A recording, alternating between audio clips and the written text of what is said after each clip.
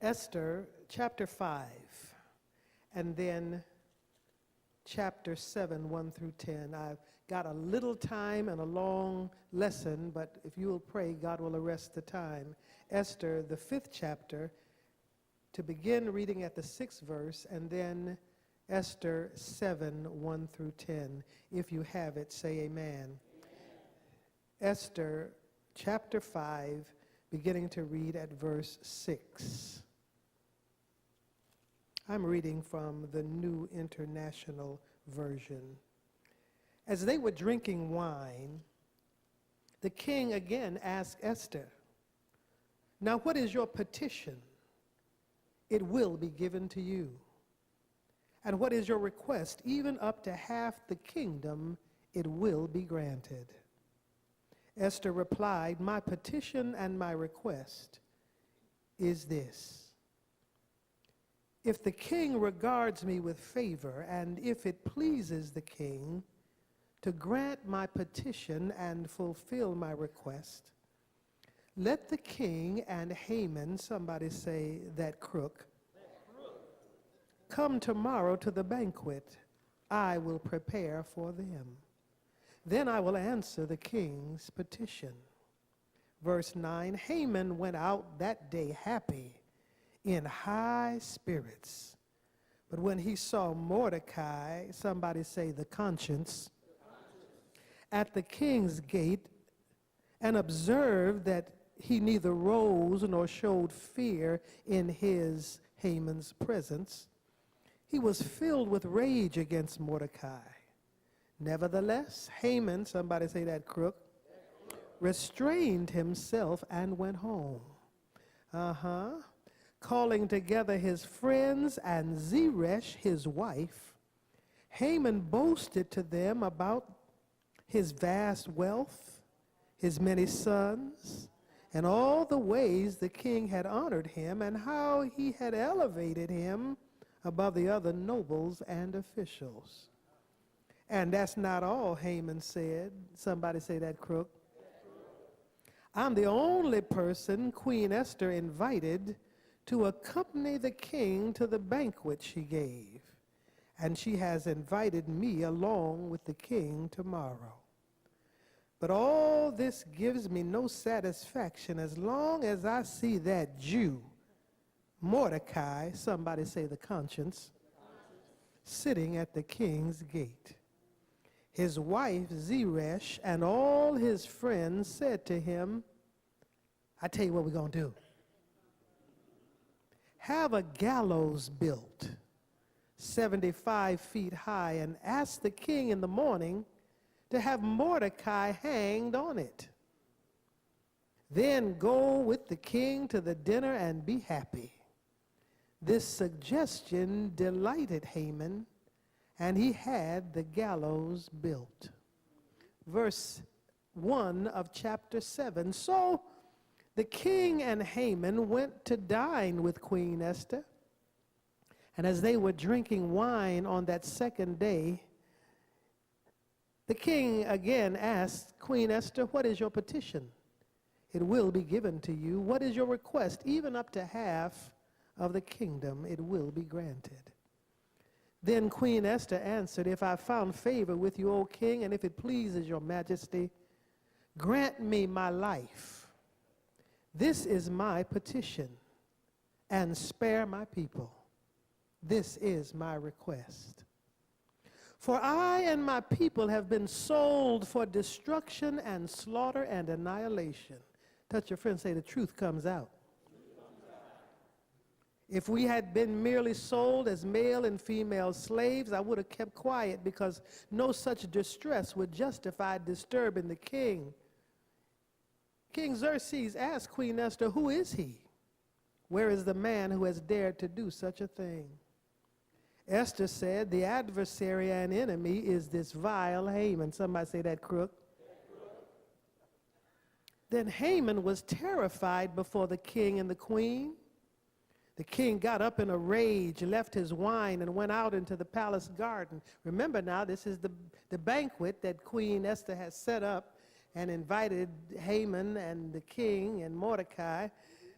But Haman, realizing that the king had already decided his fate, stayed behind to beg Queen Esther for his life. Just as the king returned from the palace garden to the banquet hall, Haman was fallen on the couch where Esther was reclining. The king exclaimed, "Will he even molest the queen while she's with me in the house?" I'm telling you, the Bible is full of intrigue. As soon as the word left the king's mouth, they covered Haman's face. Then Harbona, one of the eunuchs attending the king, said, "A gallows 75 feet high stands by Haman's house. He had it made for Mordecai, who spoke up to help the king." The king said, "Hang him on it." So they hanged Haman on the gallows he had prepared for Mordecai. Then the king's fury subsided. Touch your friend and say, "But it didn't work." Every Christian who looks back upon their life, whether it is your personal life or the life of the people of God, whether it is your personal life or the life of your family, whether it is your personal life or the life of people in this country who have been oppressed and underserved, can see the hand of enemies and crooks that planned your annihilation, your destruction, your exclusion from the blessing and favor of God. Touch your friend and say, "But because I'm here today, I realize it didn't work." You wonder why some of us Christians who have lived a long time and who have lived through dangers, toils, and snares worship like we worship, because we have a cognitive understanding and a clear memory that the things that came against us, no matter how they tried to work it and who it was that tried to make it work, we understand that it didn't work. We've come through things with scars. We've come through things with bruises. Touch your friend and say, "Oh, because I got a scar, come on here, don't mean that I was weak. It doesn't mean because I was wounded that God wasn't on my side. But what it does mean is that I lived with my scars and my bruises to testify that the wiles of the enemy didn't work." Oh, I wish somebody was in here tonight. I wish somebody, in this book, in Esther, it is a story about God and government. Although the name of God is never, ever mentioned in the book of Esther, it is a book about how God works behind the scenes. That sometimes God's hand is invisible, come on now, working in behalf of his own, even though there are crooks and enemies that abound for your destruction. Sometimes the crooks and the enemies are not individuals. Sometimes crooks and enemies are circumstances. Sometimes crooks and enemies can look like poverty. Can look like a Jim Crow. It can look like redlining in neighborhoods. Come on here. Sometimes it can be circumstances like children who eat lead paint in Baltimore and can't learn. Sometimes circumstances, the crooks can look like poison water in Flint, Michigan. It can look like independent school systems in San Antonio, some that have great money and some that have nothing. There are always circumstances that are designed to annihilate God's people. But I want to just go through this little Bible study tonight because it is a story about how God is always working in spite of the governments that you see or live under. The book of Esther is technically a story that explains the Feast of Purim. The Feast of Purim is a feast that is instituted during this time when Esther Nem, some might say Esther Nem, got delivered from the Jew by a government who had intended to annihilate the Jews, and it didn't work. And they instituted a feast of remembrance that every year they would celebrate the fact that it didn't work. When I come to church every Sunday morning, it's my celebration to remember that the things that were instituted against me or my people, my grandmama and them, the people of God, whether it is the persecuted church in the Middle East or the persecuted church in Africa, that some things have always worked against us, but we must erect historical monuments and historical occasions to remember the ways in which the enemy did not triumph over us. I come to church on Sunday morning just to remind the devil that whatever you planned didn't work. I come to church to remind the enemy and a few other people that even though you erected collusions to make sure that we did not get blessed or did not survive, we worship God because we understand that all things are made to work together for good to us who love God and who are the called according to his purpose. I'm here on a Wednesday night because I want the devil to know what you planned didn't work.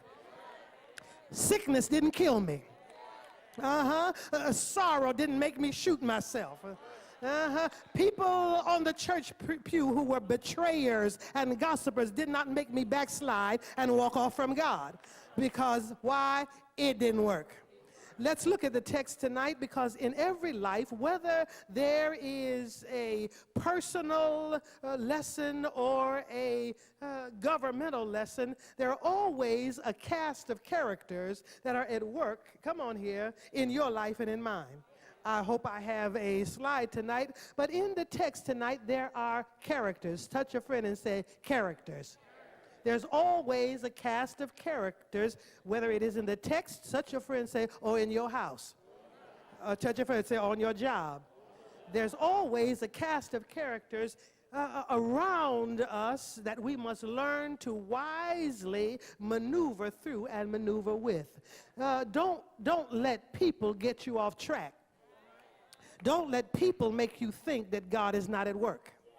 And so we look in this text tonight as I hurry on at warp speed. Touch your friend, say, pray for the preacher, pray for the preacher. The first thing we see in the text is that in every life, and whether it is in government or personal life, there are always those who deem themselves, number one, as the controllers. Somebody say the controllers. King Xerxes is the king of the world. In the old King James, y'all might call him Ahasuerus. The other translation is King Xerxes. But he is the one who is focused on money and sex and pleasure and power. If you ever read the book of Esther, other than if I perish, I perish, King Xerxes is dependent on many advisors and court officials in his far-flung empire. Tell the president-elect, you better be careful who you put around you. Controllers can be kings. Sometime it is a governmental official, but sometimes controllers could be your boss. It could be your relative. It could be some instructor that thinks that because they can make a decision about your today, that they can control your destiny for tomorrow. In every life and in every government, there's always somebody who positions themselves as a controller. They can't love you if they can't control you. Won't be in a relationship with you if they can't remake you or reform you to fit their own agenda.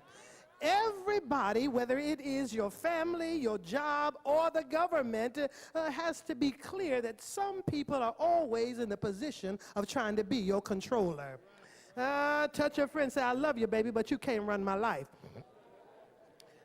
Controllers can be people, or they can be circumstances. Controllers can be emotional postures. Sometimes loneliness can be a controller. Come on here. Try to tell you to make a stupid decision in your life.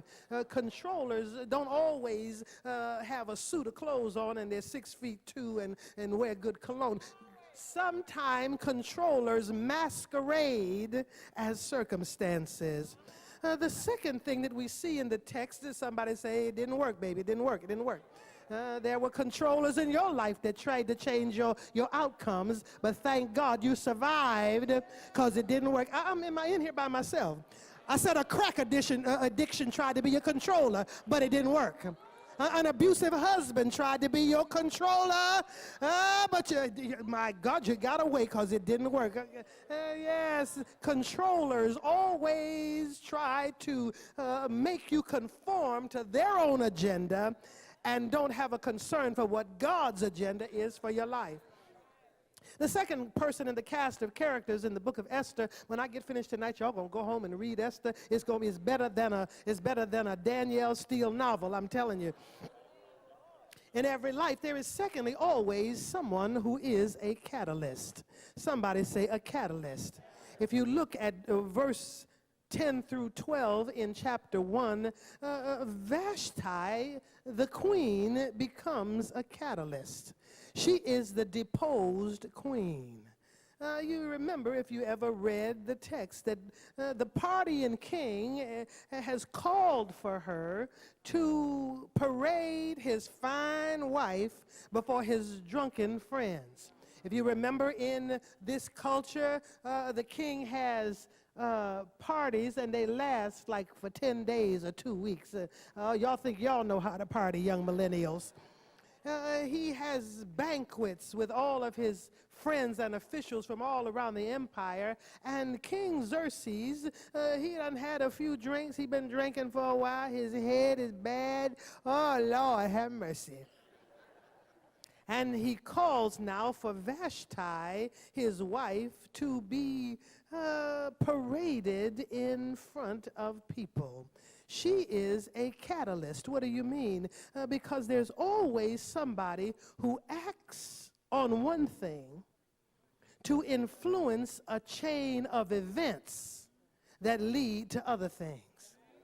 It's a dangerous thing to judge everybody by immediate actions, because you don't know that just maybe that person is a catalyst to begin a chain of events that's going to lead somewhere else. I'm a little nervous about the election. I'm a little nervous about what I see the president-elect doing, but I can't fall out with panic, because he just might be a catalyst to start moving a chain of events along, my God, that just might even bring in the second coming of Jesus. Who knows? There's always actions that begin to motivate the world to other actions and lead us to places that we can't always see right now. Today, you might evaluate one action in light of what you know, but this action may be instrumental in God's tomorrow. If Vashti had not refused to come and parade naked in front of the men, Esther would not have been chosen queen. If Esther had not been chosen queen, Mordecai would not have been listening at the gate to the plot to kill the king. Somebody say catalyst. If Mordecai had not heard the plot and refused to bow down, and on we go to the underground cable that leads to deliverance of an entire people that began with Vashti, the catalyst. I want to tell you, there is a price for being the catalyst now, because we never hear from Vashti again. But sometimes when you are a catalyst, your motives can be misunderstood, and you must be willing sometime to sacrifice your own notoriety. When I go off the scene, some of y'all may forget I ever lived, forget I was ever a pastor here, but I understand that my life will have been a catalyst to somebody else's deliverance, salvation, education, saying yes to God. Sometimes you got to do your thing and then not get to live to see the credit for what you did. Come on, Vashti. Sometimes you may never see the fruit of your own efforts, but if you are going to be used by God, go head on and get something started. In the cast of characters here in the book of Esther, there is always a controller and there is always a catalyst. Somebody who must get this party started. Thirdly, in the cast of characters tonight, in this text, there is who I call the conscience.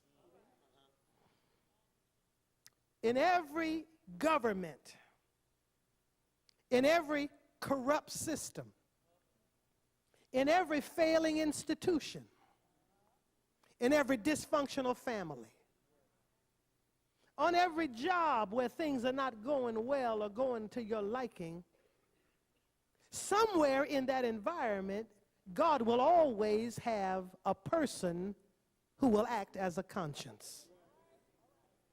To be a conscience Mordecai is always to pay a very high price, because people who are intent on compromise and corruption don't want to take you to lunch when you've been the conscience. It used to be that the church and the real saints didn't mind being a conscience. I said it used to be that the real saints did not mind walking alone, because you knew that part of your righteousness was to be an affront to unrighteousness. The real saints did not mind that when you walked into the room, other people got quiet and then walked out, because they understood that light does not have fellowship with darkness, and that's just the way it is. That there is a price to being the conscience, that sometimes you really have to walk alone because there is no fellowship when you are the one that always stands for a righteous standard. In every environment and in the book of Esther, there is always a conscience. In this text, Mordecai is the personified conscience. Touch your friend and say, we're having Bible study tonight. To let you know that you got to look for the big plan of God, because no matter what's going on, if it is to come against your annihilation and your destruction, we know from history that it didn't work. Mordecai, conscience may be internal, but conscience always begins by being instilled from someone who is external.